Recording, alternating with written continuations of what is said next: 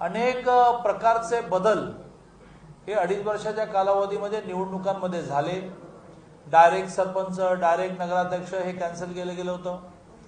बाजार समितीमध्ये पुन्हा एकदा एका विविध कार्यकारी सोसायटीला एक मत, काय करायचं तो भ्रष्टाचार करा, एक मत, अशा प्रकारची सिस्टीम लावली गेली होती। त्या सगळ्या गोष्टी हळूहळू नवीन सरकार बदलून लोकांना जे हवंय ते निर्माण करते आहे आणि त्यामुळे घाईघाईने निर्णय न होता त्या नवीन निर्णयांना अंतर्भूत करून निवडणुका झाल्या पाहिजेत अशा प्रकारचा आग्रह सुद्धा मी आपल्या माध्यमातून निवडणूक आयोगाला धरतो। तशा आशयाचं निवेदन सुद्धा आम्ही त्यांना देणार आहोत। काल देशाच्या 15व्या राष्ट्रपती म्हणून या देशामध्ये स्वातंत्र्यानंतर पहिल्यांदाच एक आदिवासी महिला माननीय द्रौपदी मुर्मूजी ह्या विजयी झाल्या। प्रचंड 64% सुद्धा जास्त मतं मिळवून विजयी झाल्या। त्याबद्दल देशातल्या यांना निवडून देणारे सगळे खासदार, आमदार जे वोटर असतात त्या सगळ्यांचा सुद्धा मी खूप आभार मानतो, कारण पार्टीचा विचार न करता मतदान झालं। खासदारांमध्ये सुद्धा क्रॉस वोटिंग झालं, आमदारांमध्ये सुद्धा क्रॉस वोटिंग झालं।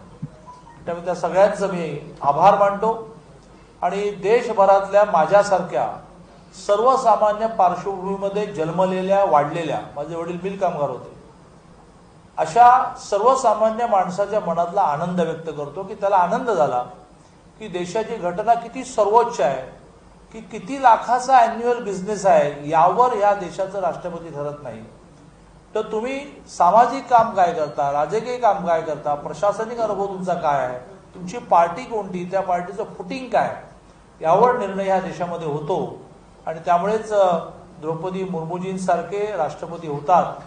त्याबद्दल ह्या देशाच्या संविधानाबद्दल, कॉन्स्टिट्यूशनबद्दल सुद्धा मी आदर व्यक्त करतो आणि एक सामान्य माणूस म्हणून, सामान्यातला माणूस देशाच्या अत्युच्चपदी बसला त्याबद्दल खूप आनंद व्यक्त करतो।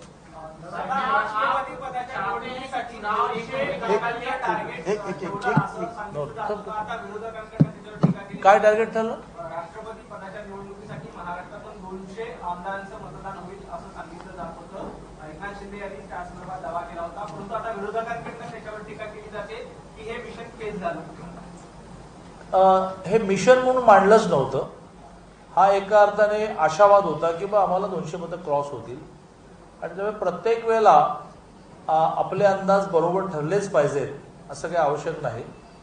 आणि सगळ्यात महत्त्वाचं म्हणजे काय माहिती की जेवढी म्हटली तेवढी मतं न मिळण्यामध्ये आगामी काळातलं काही गणित सुद्धा असेल।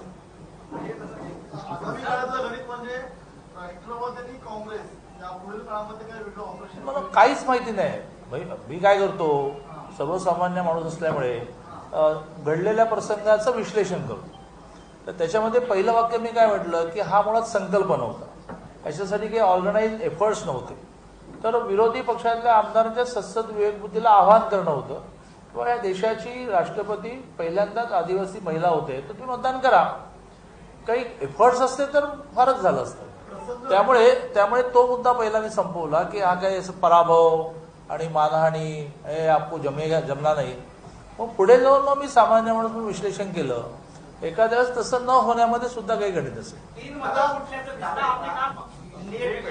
काय झालं की त्याचं सुद्धा उलटसुलट येत आहे। त्यामुळे मी तुम्हाला तुझ्यासारख्याच विनंती करेन, एकदा एक्झॅक्ट त्या साईटवर जाऊन काय आहे ते काढलं पाहिजे, कारण 164 हे विश्वासदर्शक ठरावाला पडली। 2 जण आजारी होते म्हणून आलेले नाही, 66, आणि अध्यक्षांना मतदान करा 167 ही स्ट्रेंथ शिवसेना भाजपची। त्या व्यतिरिक्त उद्धवजींच्या शिवसेनेने 15 जणांचा सपोर्ट घोषित केला, मग 182 व्हायला पाहिजे। 2 जणांनी मतदान नाही केलं, लक्ष्मण भाऊंना ऍडमिट करावं लागलं आणि महेंद्र दळवींना कोर्टाने मनाई केली। तर असं जर झालं तर 180 पडली पाहिजे, त्याच्याऐवजी बहुधा साईटवर दिसते की 181 पडली आहे, म्हणजे खरं म्हणजे मग 1 मत जास्त पडलं असं म्हणायला लागेल। तुम्ही 3 कशी म्हणताय मला लक्षात येत नाही। आणि त्यानंतर काँग्रेस आणि राष्ट्रवादीला 44 अधिक 51 95 पडली पाहिजे। त्यांच्या सहयोगी पक्षांनी दिली, जे 2 सहयोगी पक्ष त्यांच्यावर नेहमी राहतात, तर ती 99 व्हायला पाहिजे, ती बहुतेक 98 झाली, तिथे 1 मत त्यांचं कमी झालं। असं असेल की तिकडचे पण त्यांच्यावर आणखीन 2 अपक्षही राहतात, मग त्यांचा 100 व्हायला पाहिजे, मग तिथे त्यांची 2 मतं कमी होतात. असा सगळा थोडा अजूनही काही काळ विश्लेषण करण्याचा विषय आहे. दादा, तुम्ही एक महत्वाचा मुद्दा मांडला की 3/4 महाराष्ट्र पाण्याखाली आहे, आयोगाने विनंती केलेली आहे, किमान 1 महिना किंवा 2 महिना काय निवडणुका पुढे ढकलण्याची पण मागणी आहे त्यामध्ये. असं नाही की मुळात सुप्रीम कोर्टाने जो पहिला निर्णय दिला, ज्यावेळेला ओबीसी पॉलिटिकल आरक्षण घ्यायचं होतं, त्याही वेळेला निवडणूक आयोगाने त्यांना असं म्हटलं की तुम्ही डिस्ट्रिक्ट वाईज पावसाची स्थिती पाहून निर्णय करा. तर तो त्यामुळे निवडणूक आयोगाने अशा प्रकारचा विचार करावा. 15 दिवसात प्रक्रिया पूर्ण करायला सांगितली आहे. निवडणुका ज्या असं कुठेही म्हटलं नाही. निवडणुका कधीपर्यंत होतील अशी अपेक्षा नाही, म्हणून निवडणूक आयोगाला सुप्रीम कोर्टाने हे जे स्वातंत्र्य दिलेलं आहे की पावसाचा विचार करून तुम्ही योग्य निर्णय करा, त्याप्रमाणे ते निर्णय करतील असं मला वाटतं. पण म्हणजे ते किती दिवसात करतील असं मला आता सांगता येणार. एक मिनिट.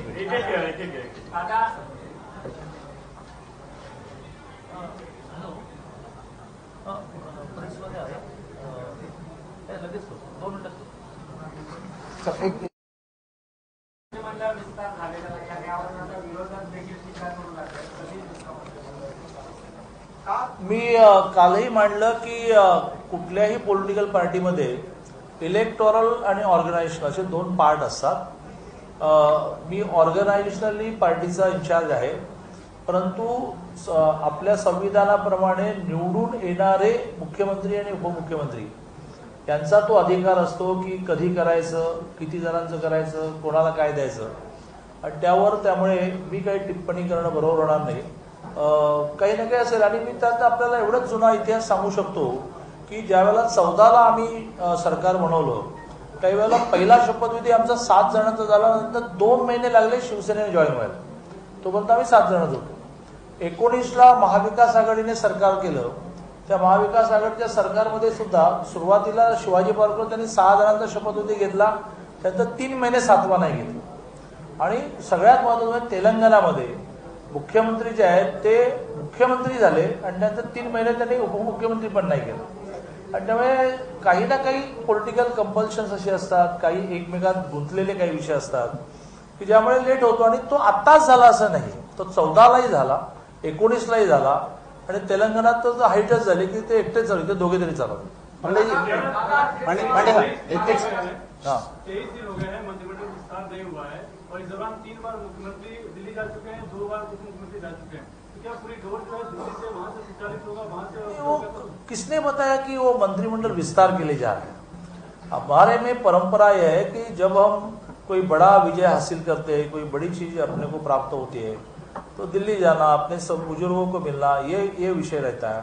जैसे अभी आज गए हैं तो आपको मालूम है कि एक्स राष्ट्रपति कोविंद जी, उन्होंने देश भर के सभी मुख्यमंत्री उप मुख्यमंत्रियों के लिए माननीय मोदी जी ने उनके निवास स्थान पर खाना आयोजित किया है, तो उसके लिए गए हैं. फिर 24 तारीख को फिर से जाना होगा शायद इनका, तो उसमें नए जो अभी राष्ट्रपति बने उन्होंने सबको बुलाया है. फिर 25 तारीख को नए राष्ट्रपति की शपथ है, तब इस प्रकार से स्टेट हेड को जाना पड़ता है. तो इट नॉट नेसेसरी कि हर बार वो श्रेष्ठ हमारे हाईकमांड को मिलने के लिए गए, हर बार कोई एक्सपांशन का विषय है, ऐसा कोई विषय नहीं. पांडे जी एक अभी आखिरी मेरी बैठक से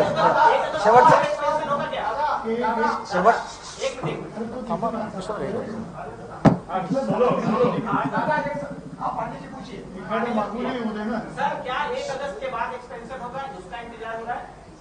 मैंने वही कहा कि यह विषय मेरे परिधि में नहीं है, तो उसमें मैं क्या टिप्पणी करूं?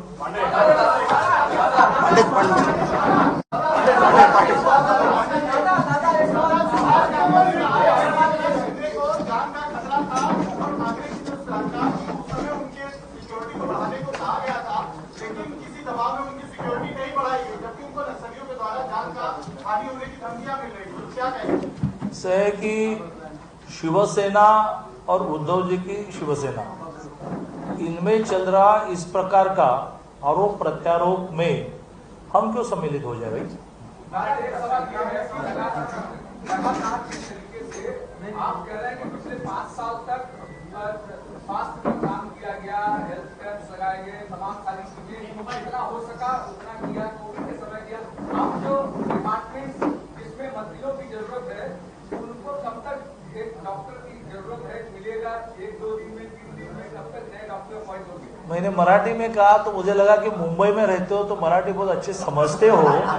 मैंने यह कहा कि आई एम ऑर्गेनाइजेशनल हेड, तो ये जो इलेक्टोरल है संविधान के अनुसार चुने गए लोगों ने क्या करना, इस पर मेरा कोई सुझाव भी नहीं है और मेरे कहने से कुछ होने वाला नहीं।